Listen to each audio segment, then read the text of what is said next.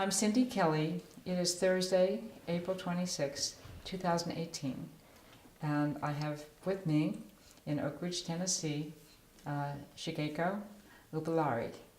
And my first question for her is to say her name and spell it. Okay. My name is Shigeko Uppuluri, and I was born in Kyoto, Japan. Don't forget to spell your name. Oh, Shigeko, Shigeko.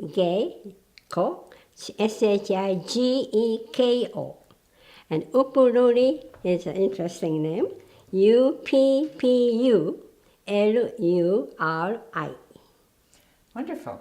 All right. So now, continue. Tell us, where were you born and when? And Okay, I was born in 1931, before the war, in Kyoto. And all my ancestors are actually from Fukui, the other prefecture, but they settled down in Kyoto. That's where big temples are. That's where my grandfather was a very pious Buddhist. So that's the reason, yes. Mm-hmm. Then I grew up till, I think it was first grade time. My father had a business in Shanghai, so we moved to Shanghai. And during that time, until when I became junior high, the war broke in Shanghai. So we all Japanese had to go back to Japan after the war. Yeah. Then I went to high school in Kyoto, went to college, and then came over here. After college? Yes, after college. So what year was that? I graduated in 1954. I worked in Tokyo for about 2 years or so. My father has a friend who is running, I think it was a import-export business. So they needed someone who can speak a little English, so they hired me. And then I applied scholarship to come here. Then I got the Women's College Scholarship. Then how I came here in 1958, I believe. And then went to Indiana University, the graduate school. Then while there, I met my husband, future husband. He was at the mathematics division. And I was helping my professor anthropology. I was studying anthropology. And while he asked me to come and help him in the evening. So when I was walking through, there's a math building was here, and then anthropology building. And I looked up, and third floor, there are always lights on. And I was curious who is there. And that was my husband, and we got to know each other. And then we married, yes. So you were studying anthropology? Yeah. Interesting. And he was a mathematician? Yeah. Uh-huh. And did he pursue an academic career? Was he a professor of mathematics? Yeah, he finished his PhD, and then he came here. He applied here. He wanted to work here, so immediately his degree was he received. We moved here. 1963, we came here. And who did he work for here? And Dr. Householder was the head of the math division. So we came here. Dr. Householder, he was a mathematics professor here. I see. Yeah. I see. In ORNL. Okay. So he worked for him. Mm-hmm. And what did you do? I wasn't doing anything because I had a 2.5-year-old boy, Ram, you know Ram. And I was just getting used to how to know this community.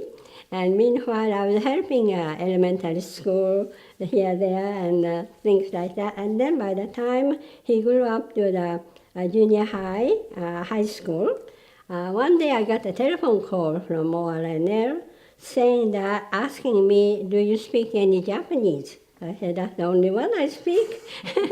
Then immediately they asked me to come to ORNL. And what happened was in 1970, that time, computer was, you can convert from Japanese, any language to English.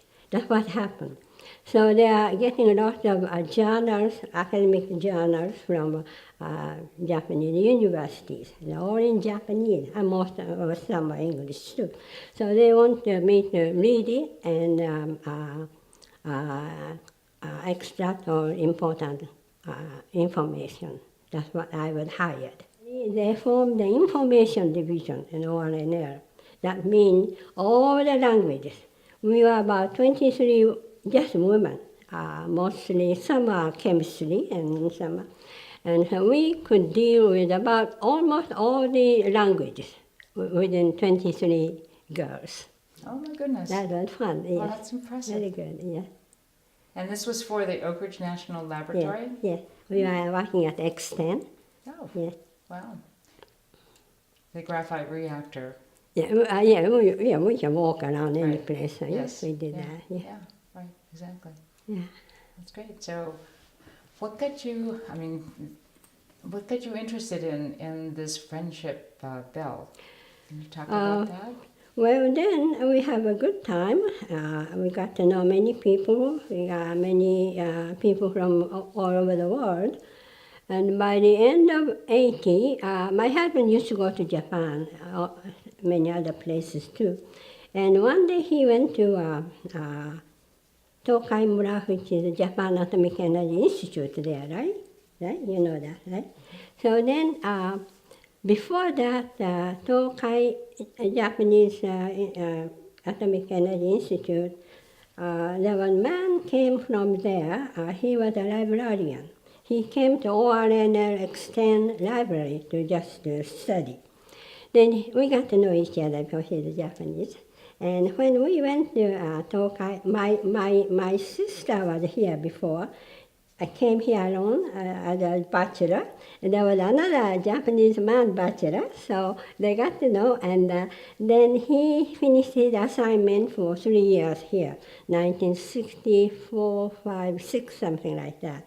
And then he and my sister got married in Kyoto. He was from Kyoto University. So then he was working at that time at this place, Atomic Energy Agency in Japan. So they were living in the same area. And so we used to visit my sister, and meanwhile my husband was doing research at the institute. And one day this librarian said, I'll take you to around this area. And we went, you know the Atomic Energy Agency is right on the coast of the Pacific Ocean. On the hill, there's a temple, and there was a big bell hanging there. And he showed us, this is a large bell. And so we were just so curious, my husband was so curious, and he was looking around, and he told me, I want to take this to Oak Ridge, he said. And I thought he was just joking. But then it was much bigger than what we have here. Anyway, so that's what happened, triggered him. And I asked him, why? And he said, well, look, this bell will last for 1,000 years. And you don't have to clean it, you don't have to, keep it in an air-conditioned room. I thought he was just joking. Well, then when we came back, he started talking about it to all the friends, American friends. I have a lot of American friends, and talked about. I said, "How do you think?" Everybody agreed. Hey, that's a good idea. And one thing he had in his mind was, this is a good thing. Lots of people come for sightseeing, and this is attraction. I didn't think about that monument for the Peace Monument. Well, then 1990, we had an exchange program for Ibaraki Prefecture, which is where this Atomic Energy Agency is here. And so this city called Naka, N-A-K-A, had Atomic Energy's Fusion Energy Institute moved to Naka City, and they have a building there now. So then our scientists, which I was working at Extend and teaching some of the scientists who are going to Japan, some Japanese language, basic Japanese language, so they can talk to their secretary when they go to Japan. So then there were a lot of exchange going on between fusion energy here and fusion energy in Naka. So the Dr. Lawrence Dressner said, talked to Japanese head of this fusion energy in Naka City, said, hey, how about we can exchange some students. That's how it started. So 1990, our mayor and city manager, I also went to Naka, and Naka mayor, and we all signed the agreement. That was 1990. Okay? Then, so we had started exchange program 1991, and that time not only student, the mayor and the city manager, and then city council people, about 30 people came from Japan to Oak Ridge. We had a big ceremony. And then 1992, Oak Ridge celebrated 50th anniversary of the war, because this town started in 1942, right? So then there was a big parade and everything. So the Naka folks all came, and we were on this ride on the parade, and and so they brought a big drum, and they had some local culture like dancing and things like that. It was a big celebration. That's in 1992. Then by the time we thought about we should do something about the bell. Then by the time we made a contact with a bell maker in Kyoto. We didn't know who to ask to make this bell. Well, then among all Japanese scientists, there was one scientist from Kyoto Municipal Medical School. He was a health physics scientist. We talked to Dr. Kamada, his name is Dr. Kamada, and asked, by the time we were all big family, we all know each other very much.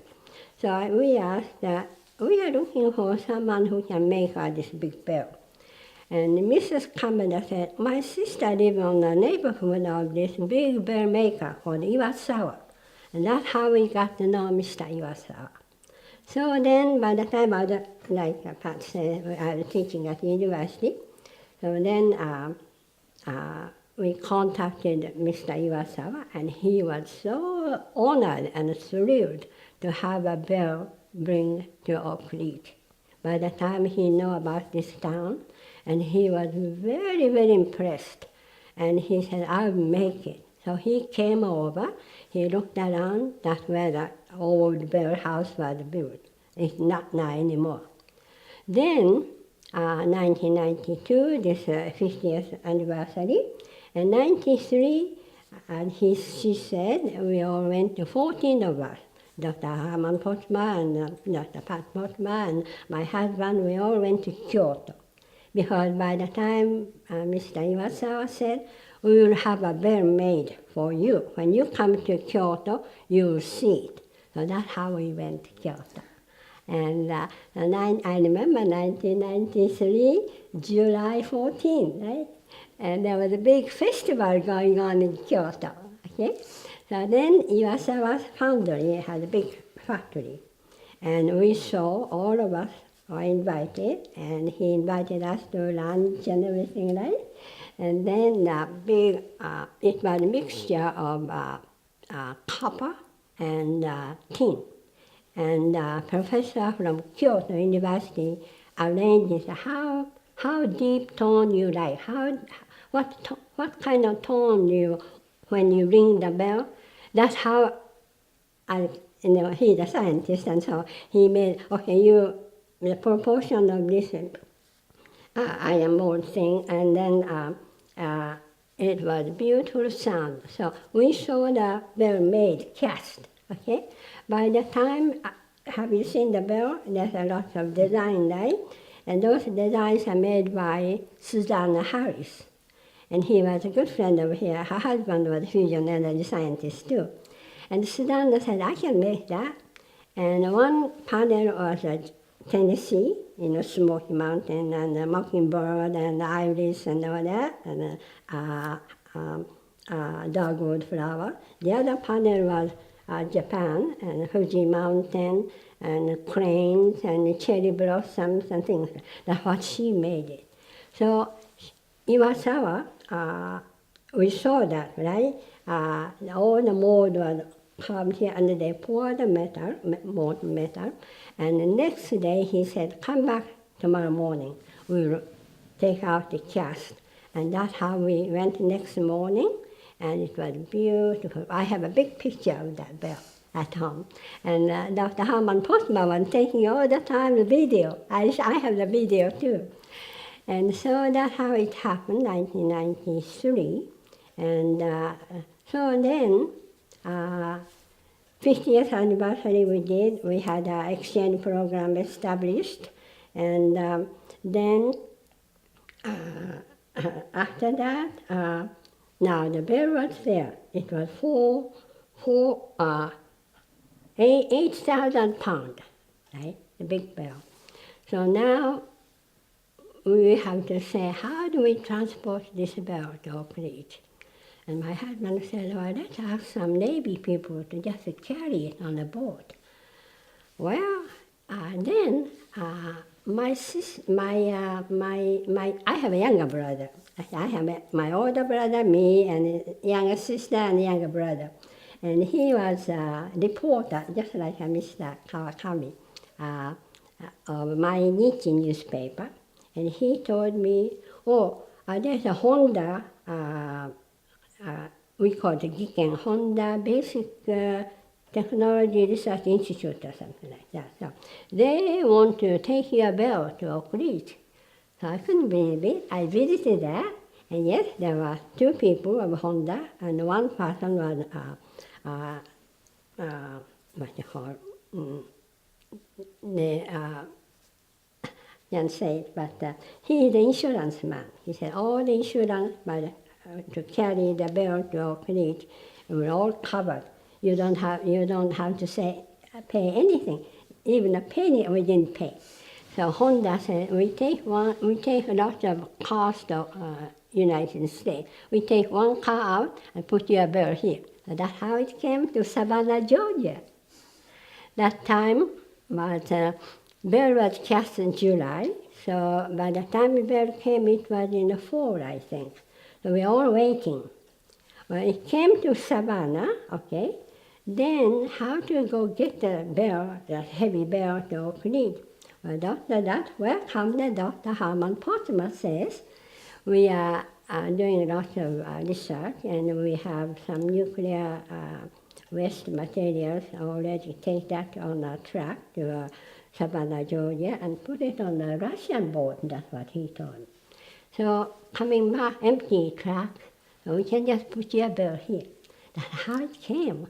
And so we are just counting the time, when it came arriving here. And yes, it came right in front of the, where did it come? Somewhere, we were waiting, okay, so the truck came, and it was a big wooden crate, a huge wooden crate. So then we removed the crate, I was just watching, and here came the big bell. And Dr. Herman Postma and Dr. Weinberg was there, so we were all waiting. And so when they took the bell outside and checked the inside of the bell, there were, I should have brought it, miniature bell, like this, exactly replica of the big bell. 400 bell came out from bell, this big bell.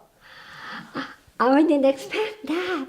And so we were, wow, And yet Iwasawa told us, I remember Dr. Herman Postma was sitting here next to us, and he said, okay, I'll make 500 small bells, exactly replica of your big bell. And I will keep 100, because it costed something like $60 to make that little bell. I will sell that 100 in Japan, so that I can get back all the money back. You take 400 and sell that to make that bell pavilion for that. So that's how it happened. And 400 bell came, and then we had a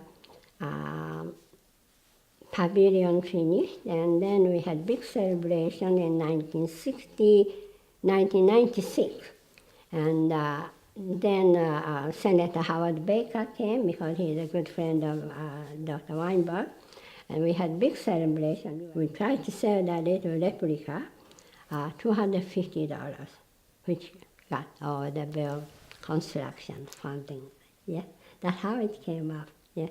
Then so that by the time I forgot to mention the 50th committee, 1992 when we celebrated 50th anniversary, there were 50th committee people. The motto then was born in war, living for peace, progress with science. Those three were 50th committee's motto of that time. Okay? So it just fit that, right? So born in war, yes, and living in peace, yes, and progress with science. That's how we did it.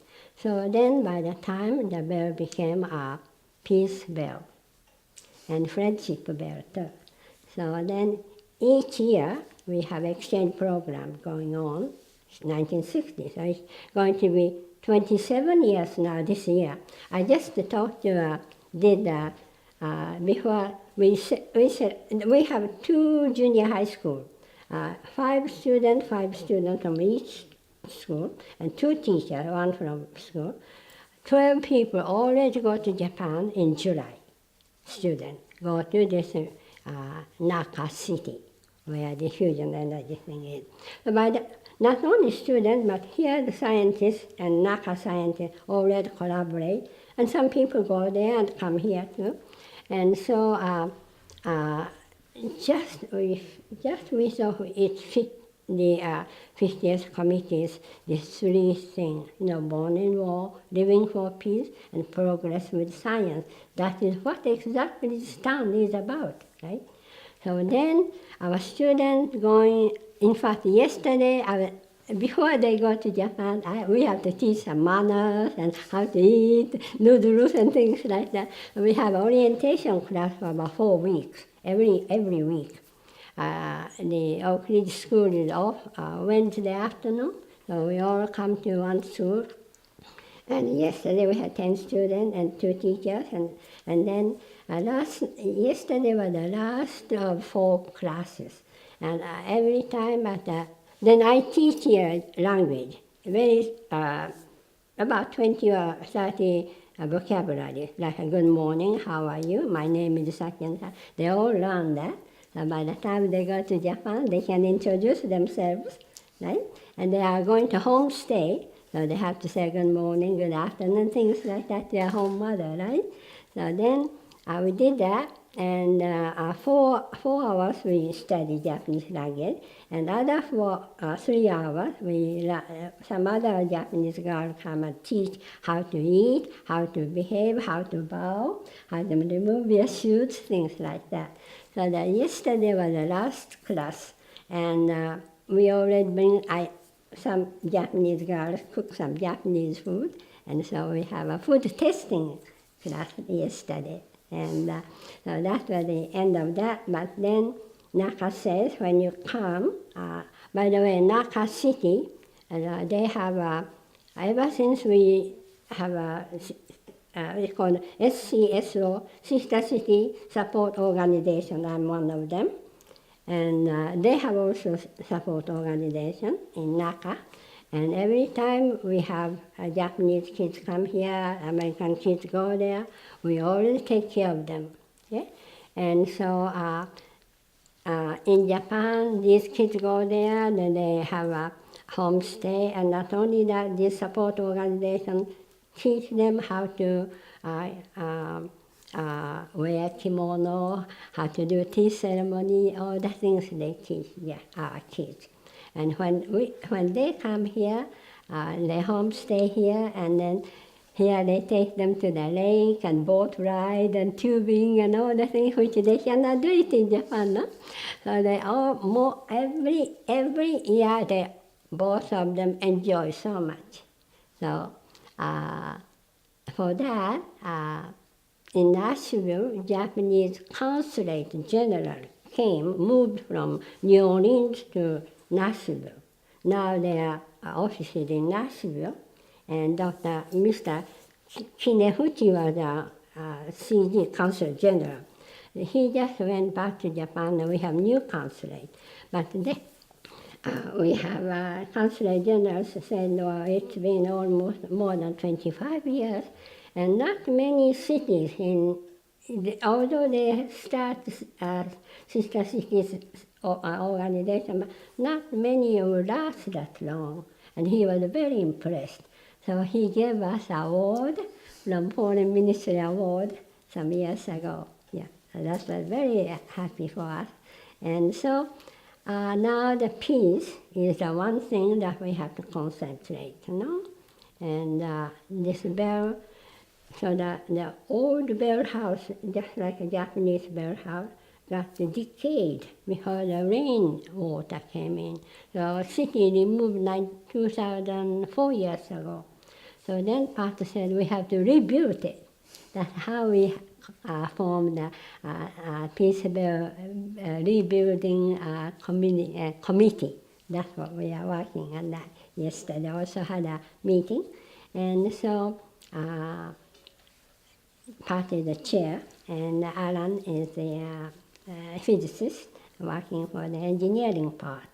And John Hedrick is the Oak Ridge Park and Recreation Department head. And so, by the way, John Hedrick's daughter is going to Japan this year. Yes? So we all got together, and then we have to rebuild this new pavilion for the peace. And then Ram found an architect in a neighborhood. His name is Ziad. So he came over because Ram told him lots of stories, right, about Oak Ridge. So he came here and he designed it. He showed me. That's what I was going to show you. And this is a totally new 21st century architect. So some people said, oh, we'd like to have a Japanese style. But no, he said it's going to last for 100 years. You never know how long the bell will be there. But maybe they have to change now. But this one will stay there for a long time, though. Yeah. So the other designed a new one, and it's now going on in Bissell Park now. Yeah. So, like she said, sometime in August, when Japanese students come here, we like to have a dedication for the bell. That's how it happened. What a nice story. Oh my goodness, you accomplished a lot. Let's see, you started in 80. 1980, wow. Yeah, it's a good thing to have lots of friends here, supportive people here, Yeah. Yeah, wow, that's dedication. Yeah, that you've brought on. Was there much resistance at first? Well, around 19, by the time we were talking about it, of course, newspaper published our thing, and there were, I could say about 5 people. I could remember some of them. I have a newspaper cutting. I showed it to her coming, saying that this is a Christian country. Why do we need that Buddhist? Our bell used to be a gong for the temple, right? Why do we need a bell, a Japanese bell here? That was a big argument. And but I was teaching at UT, and UT Department of Religion, Miriam, what is her name? Miriam, anyway, professor, said, look, Japan, yes, all temple, they all have the bell, but used to be, since we didn't have at the 2,000 years ago, if the town got fired, how do you let the people know about what's going on? That time they used to gong the bell to let people know there's a fire, there's a tsunami, there's these things. So not just the bell for the temple, but this was used for many other reasons. And that's how she went to court and she presented paper. And so the judge said, all right, that's fine. This argument about religion, about religious symbol is out. So that's how that one thing cleared. But people, some of the old soldiers who are at the Pearl Harbor, And that's how I really felt so, deeply. But he said, my very good friend died at the Pearl Harbor. How do you do that? And isn't that the reason that we started the war was because Japan attacked the Pearl Harbor? That was a big argument. And yes, if you look back the history, yes, there are always some cause and then consequences and cause and consequences. And not all the time we are approaching to the ultimate peace. It's always revenge, a war, this thing happening. And so, yes, but I don't know how to say this, people who are at the Pearl Harbor and lost his very good friend. And so that was a big argument. And that one also, it was a Buddhist symbol. And this is a Christian country, and we do not need that. So, cannot argue, This is very hard. So, then there are lots of newspaper back and forth. I have all the newspaper cutting. I showed it to him. But one day, one high school boy wrote an article. Look, all these adult people are talking. Let's get on the peace. That's what he wrote. That was it. And so we don't have any more newspaper, back and forth argument. But I have a newspaper cutting of that. It was some time ago. I don't know who it was, but that was really God blessing that one high school student said that. That's at the end of it. So then we talked, lots of friends, and both American, Japanese, everybody. My husband talked to so many people, and he said, this is a good thing to do. That's how we came to. And that did it, this voice of the children rising up and saying, peace. Yeah. Wonderful. And the adults went along. Yeah. And then, Dr. Postman Weinberg was wonderful to support him. He said, I'll take over, and we will, I have lots of scientist friends in all over the world. And he asked a lot of donations. That's how lots of money came in.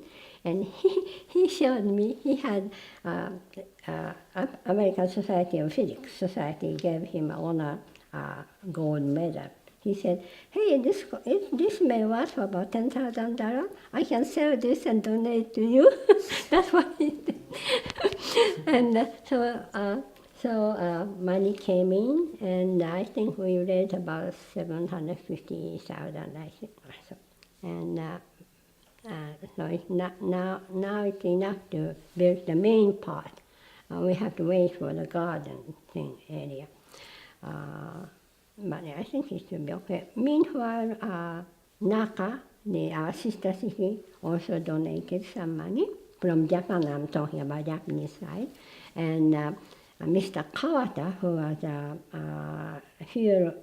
a nuclear fuel complex head, who was here with a few other his colleagues, and stayed here for a year or so. At the extent, I met him, and when I was teaching, he came to my classroom and he said, I can help you. So he wrote an article on a physics journal, published journal, saying this is what happened in Oak Ridge, and many Japanese scientists used to come to Oak Ridge, right? And so he called all these people. This is what's happening. We need to finish this Peace Bell. And he asked everybody to donate this much amount. So then he also raised lots of money, and from our sister city. And then there was 1997 in Osaka. There was a World Expo that time. It was a big success. And World Festival 1997 says, I read it or somewhere I heard it. Anyway, they raised lots of money that time, And then they want to use this to support activities between United States and Japan. Any small, like a teacher going here and there, or if somebody need a textbook or anything, we will give. There was about 10 different grant. And the last one that if you are going to build something, we will give you this much amount. That's how I saw it. So I called, I call, and then they send us a article, and then you read it and fill it up and send it to us. That's what the part did. And then it's called Osaka, Kansai Osaka 21st Century Association. So they got our application, and they said they approved it. And you are the last category, which is $50,000. Yeah, that's how we are going to get. But so every year I go to Japan to visit my brother and sister. Every time I go there, I visit this office and just keep contact.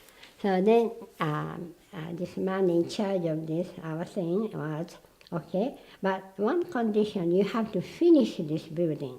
Then we will grant money. So that's why we have to finish first. So some money will come later, which we can perhaps make some gardens and things like that, right? And plant. So things are happening one after the other. It's really from the beginning to this end, you know. Every time some miracle happens, all the time. So I thought this is for the peace, you know. And people like Pat and Alan, they're also dedicated people.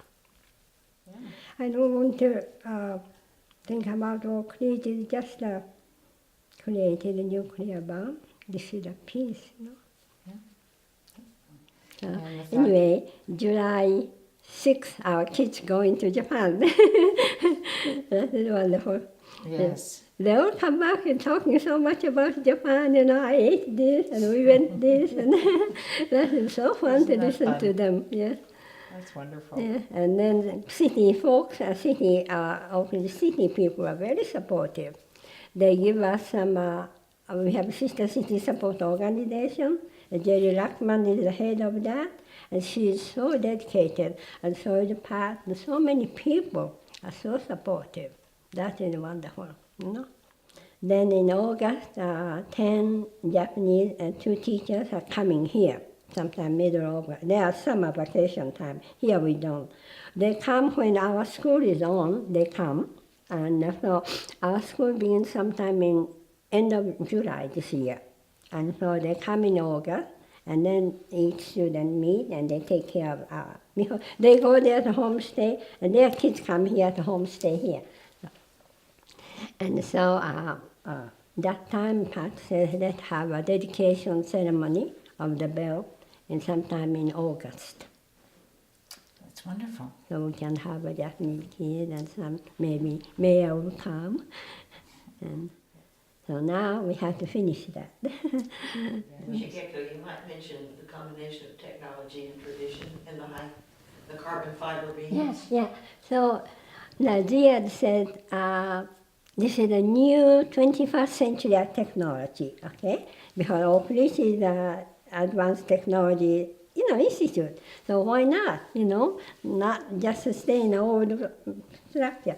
So then Alan, being a physicist, he said, usually this cantilever thing, like L-shape, now you saw that, right? And then they cast cement. But this cement is now a carbon fiber. That's what Alan says. Carbon fiber looks like cement, but it's much stronger, lighter object, and so it can go like this. And then we hang the bell, and between this thing and bell, there's a sort of roof, which has a going like this, and then in between there's it's not glass, but something transparency, so the sunlight comes through. And then it's much bigger, and we can do some music performance, and kids' birthday party, whatever we can do. Sometimes a wedding going on. The last time we did that, and so that's how we plan. And everything is high tech now. Okay, no more old Japanese style Peace Bell. Bell house. That's how we are doing. That's what Pat and Alan are working on that. Yes. So whenever Japanese kids come, we all go to the Bell. And we talk about a little short history and why this is Bell here, because Naka did some little support for us, and so the kids are very happy to hear that. One question that I have is just about what do you hope that for people who visit the Bell in the future generations, what do you want them to take away? Well, last time one Girl Scout, she said you need some explanation. When people come here, read it, understand what. So she did it, but we may have to do it like that so people come and. The National Park Service have interpretive sign inside there. Yes. Yeah. So that's how the short history of the Bell and why this is, and the 50th anniversary, the 3 mottos and things like that were all written here last time. That's what Girl Scouts did it. So this time also I think we need that. Yes, yes.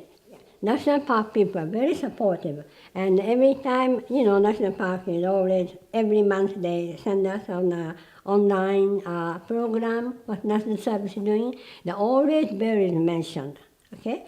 So I think this town have to be ready for National Park. So that means you have lots of this place, what happened, this place, this is what happened. I think National Park is going to do that. Yeah. So then, of course, we can work with them too, and what has to be written on the board, right? So I think we'll have it on Pat can tell you more about this area, but and also lots of people from the ORNL beginning, many donations we received, many donations. So each name are engraved on the round post or stone post around that area. Mm-hmm. And some of the major donors' names are all written. So yes, there will be a lot of explanation, and people know how this bell came to exist. Yeah, that's what we are going to do. Yeah. Excellent. So do you still go to the schools and tell children how they should behave when they get to Japan? Yeah. In fact, I just got a mail from Julie Kinder, who went to Japan last year. And please come and talk about the new bell. So I'm going there in May. And we have a Japanese friend called Kumi. And Kumi. She is doing a lot. She's organizer of the Asia Festival. She got around all Asian countries. We have a big Asian festival in August in downtown Knoxville. And vendors all bring their own food, cook there, and dance and music, and a whole day event. It's August 20-some day. I'll ask Kumi, but she's the organizer. We have lots of connections. Huh? So, yeah. So then Kumi said, we will have one more tent for you, for us. So Mark Watson was also asked, and to come and present our bell. And so then, so we can bring our pictures and brochures and things like that. Yeah, we do that. Yeah.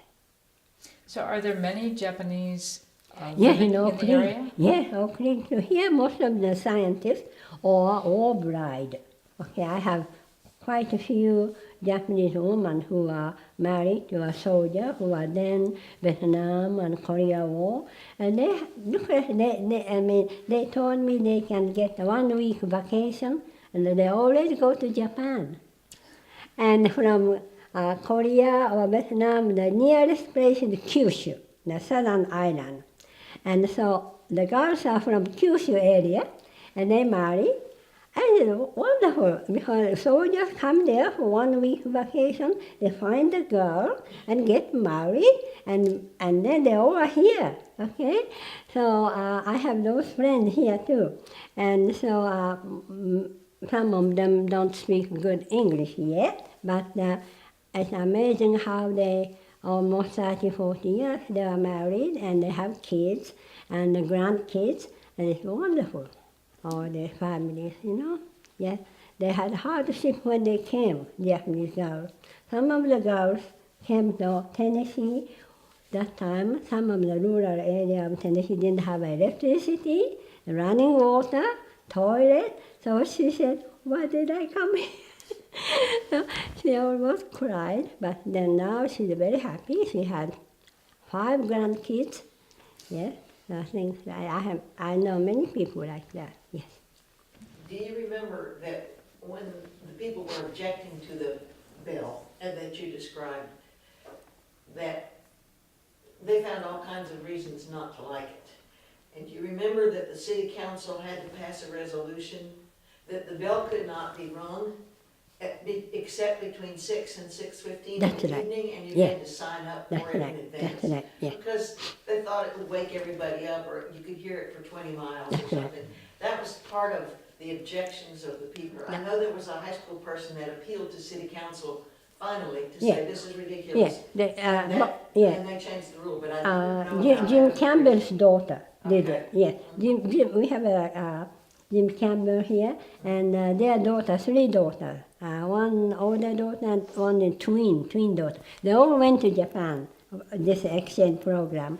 And Jim Campbell's oldest daughter said, "Why do we have to lock the, you have to ring the bell?"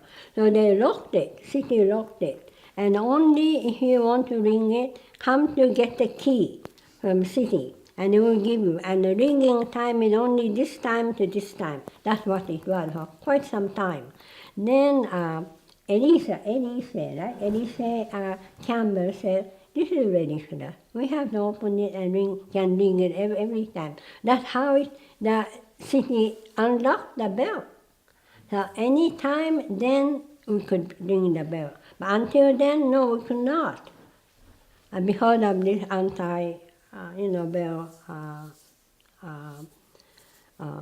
was going on. So the city was very considerate too, And then once the bell opened, and then 5 or so people now, because Miriam went to court, and many things happened, and so. You might want to comment on the role the bell has played in Oak Ridge, that it's a place where families go. There have been weddings at the Bell. Yeah. We took our grandchildren when they were christened to celebrate at the Yeah. Bell, and it's Yeah. become Yeah. a very important part of the city. That's right. So the bell was just hung for 5, but then gradually people go there, the kids' birthday party, and then sometimes they did a wedding under that bell. And every end of the year, I remember I was there one time, we rang the bell to send off the old year and welcome New Year. And then another thing was some of the peace group here read during the wartime, every soldier's name who lost their lives. And every time when they read one name, they rang the bell. That's what they did it. I think there's Marisa nephew is doing it. Mm-hmm. Yeah. And so like this. So the bell was gradually accepted with Oak Ridge people, not just Oak Ridge people, but people who came to know about this. So that's how bell became a part of the city now. Yeah. So now there are no rules or restrictions about, No. Anytime you can go there and ring. ring the bell. Yeah, yeah. And it doesn't wake up people 20 miles away? Well, that nearby the art center, used to be art center, and I don't know, the art center people can complain, and I don't hear, but the recording for the blind, Dr. Weinberg wife name, they built a building, small building, to the reading book for the blind people, called Recording for the Blind. These people complained. They are not ringing the bell during working time, but then we don't want to wake the citizens up. Well, it will be again when it's hung, an absolutely beautiful resonant sound. Yeah. Nobody could possibly Yeah. object. Just Just like that. makes you feel good when Yeah, you hear it it. really starts, 4 minutes, it goes on like that.